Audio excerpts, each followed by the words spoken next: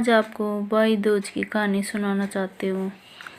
आप सभी को भाई दूज की शुभकामनाएं।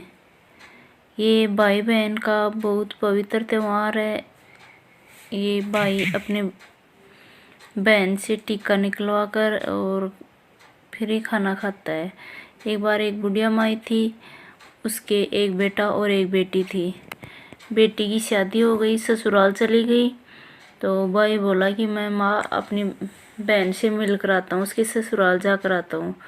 माँ बोली कि बेटा तेरी बहन बहुत झगड़ालू है, उसके घर जाकर क्या करेगा। तो भाई बोला मुझे काफ़ी दिन हो गए हैं उसके घर गए, तो आज मुझे उसके घर जाना ही है। तो ऐसा बोलकर और भाई अपनी बहन के घर जाने लगा।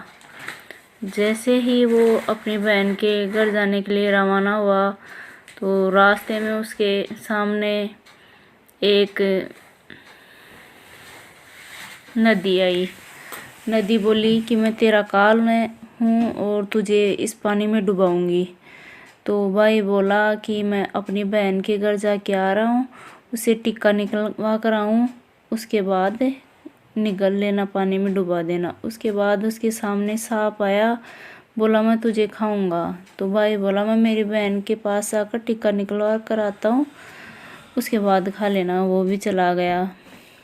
ज्यों ही आगे गया उसके सामने शेर आया, बोला मैं तुझे खाऊंगा। भाई बोला मैं अपनी बहन के पास जाकर आ रहा हूँ, टिक्का निकलवा कर, उसके बाद खा लेना। वो अपनी बहन के घर चला गया और जाकर आवाज़ देने लगा, बहन तुम्हारा भाई आया है। तो बहन सूत कात रही थी, उसका धागा टूट गया। तो जब तक एक भाई की बहन का सूत काटते टाइम धागा टूट जाता है तो किसी से बोलती नहीं है जब तक धागा जुड़ नहीं जाता है, इसलिए वो बोली नहीं। भाई सोचा कि मेरी बहन धनी है इसलिए मेरे से बात नहीं करना चाहती, इसलिए वो वापस जाने लगा। इतने में उसका धागा जुड़ गया और अपने भाई को आवाज़ देने लगी और उसके पीछे पकड़ गई और उससे जाकर बोली कि भाई मैं सूत काट रही थी इसलिए मैं तेरे से बोली नहीं। उसको अंदर लेकर गई और अंदर बिठाकर और पड़ोसन के पास जाकर बोली कि कोई सबसे प्यारा प्रिय आए तो क्या करना चाहिए। तो पड़ोसन बोली कि घी में चावल पकाने चाहिए और तेल का चौका लगाना चाहिए। अब भाई को भूख लग रही थी, बहन ने तेल का चौका लगा दिया, वो सूखता नहीं, और घी में चावल पकाने लगी, वो पकते नहीं। भाई बोला भूख लग रही है, खाना खिला। तो बहन बोली ये सीज ही नहीं रहे, चावल पक ही नहीं रहे, क्या करूं। तो भाई पूछा तूने कैसे पकाया इनको। तो बोली मेरी पड़ोसन से पूछ कर आई थी, उसने बताया कि घी में चावल पका और तेल का पोचा लगा। तो ये भाई बोला ये सूखेंगे नहीं, तो पानी में ही तो चावल उबाल और पानी का ही चोखा लगा। दोनों चीज़ें की तो दोनों सही हो गई और भाई को खाना खिलाया और टीका लगाया। फिर इस तरह से काफ़ी दिन वो बहन के रह रहा था और फिर जाने लगा। तो बोला मुझे काफ़ी दिन हो गए यहाँ आए हुए, मुझे जाना है। तो बहन ने चाकी से आटा पीसा और लड्डू बनाए और उसको घर ले जाने के लिए देकर और विदा कर दिया उसको। फिर कुछ देर बाद उसके बच्चे आए और लड्डू मांगे खाने के लिए, तो देखे उसने वो नीले हो गए लड्डू। फिर उसने जाकर देखा चाकी के अंदर एक सांप पिसा हुआ था। तो वो डर के मारे भगी कि कहीं मेरे भाई ने लड्डू नहीं खा लिए।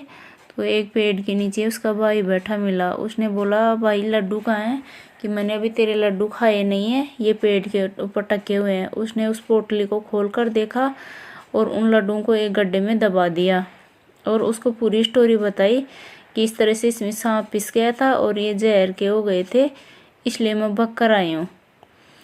फिर वो उसको प्यास लगी तो अपने भाई को बोली कि मुझे प्यास लगी है।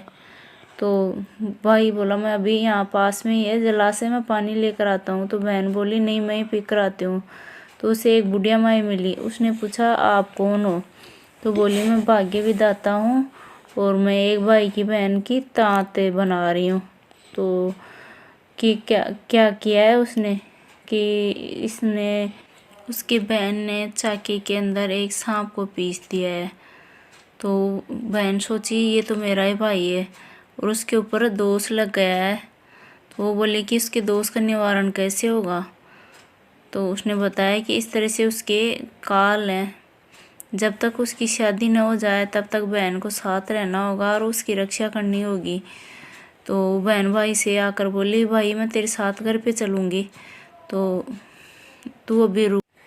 भाई ने उसे जितने रास्ते में उसको मिले थे खाने वाले मारने वाले उन सभी के बारे में बता दिया। तो बहन अपने घर पे गई और दूध ले आए कटोरी में और सांप उसके लिए और जो था शेर उसके लिए मांस का टुकड़ा लिया और वापस आ गई। जैसे ही इस रास्ते में शेर आया तो उसके पास मांस का टुकड़ा डाल दिया, वो खाने लगा और वो आगे चले गए। फिर सांप आया तो उसके सामने दूध की कटोरी रख दी, वो दूध पीने लग गया और वो दोनों आगे निकल गए। और आगे नदी के लिए ओढ़नी लेकर आई थी वो घर से। तो जैसे ही नदी आई उसको ओढ़नी उड़ा दी और नदी ने प्रसन्न होकर उनको रास्ता दे दिया और वो दोनों वहाँ से आगे निकल गए। वहाँ अपने घर पहुँची तो माँ उनको देखकर और बहुत ज़्यादा खुश हुई और वहाँ पहुँचते ही वो उसको गाली देने लग गई, क्योंकि उस बुढ़िया माई ने बताया था उसको कि तेरे भाई को गाली देते रहना जब तक शादी नहीं हो तब तक, और उसकी रक्षा करते रहना। तो उसकी माँ बोली कि इसको क्यों लेकर आया है ये झगड़ालू को। तो भाई बोला ये पहले तो सही थी, यहाँ आकर ये ऐसी झगड़ालू हो गई। फिर भाई को देखने वाले आए और रिश्ता पक्का हो गया। तो बहन बोली पहले इसकी सगाई नहीं होनी चाहिए, मेरी रोका होना चाहिए। तो सभी ने बोला चलो इसका कर देते हैं। वो भाई के पास में बैठी रही। फिर उसकी शादी की डेट फिक्स हो गई। तो जो भी काम होते वो बहन ऐसे बोलती इसका नहीं मेरा होना चाहिए ये काम। तो सभी बोलते चलो इसका कर देते हैं काम, पहले इसी का सब कुछ होगा, जो भी काम होंगे सभी इसी के होंगे। जब उसका रोका होना लगा तब बहन बोली कि पहले मेरा रोका होना चाहिए, और वो वहाँ उनके पास ही बैठ गई और वहाँ आग लग गई। बहन पहले से तैयार थी तो उसने आग बुझा दी।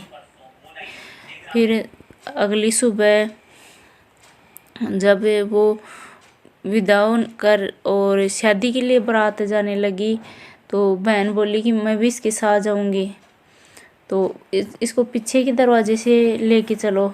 जैसे ही पीछे गए आगे का दरवाज़ा टूटकर गिर गया। फिर सभी ने कहा ये इसकी रक्षा कर रही है, अच्छा है। फिर उनकी शादी होने लगी, तब भी वो उनके पास ही रही। उनको जैसे उनको रात को राती जगह होने लगा तो बोली कि पहले मेरा होना चाहिए। तो उनके पास ही एक पर्दा लगाकर और उसी कमरे में सुला दिया। वो भाई और भाभी सो गए। उसके बाद वो जगती रही और एक सांप कमरे में आया। उसने एक टोकरी में उस सांप को बंद कर लिया और फिर सो गई। और फिर अच्छे से नींद ली उसने कि आज इसकी शादी हो गई, जो मैंने सोचा था वो आज मैंने कर लिया, मेरे भाई की मैंने जान बचा ली है।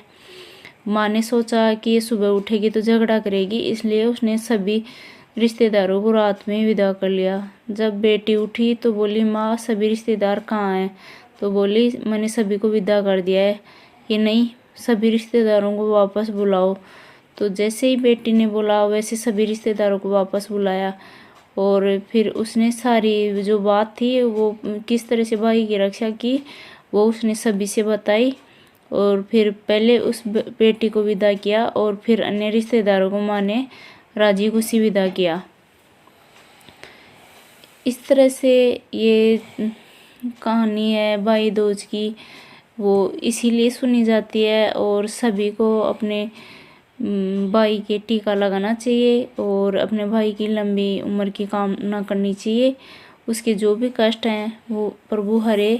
इस तरह से भाई बहन का सदा प्यार प्रेम बना रहे, इसीलिए ये त्यौहार मनाया जाता है। ये दीपावली के 2 दिन बाद मनाया जाता है।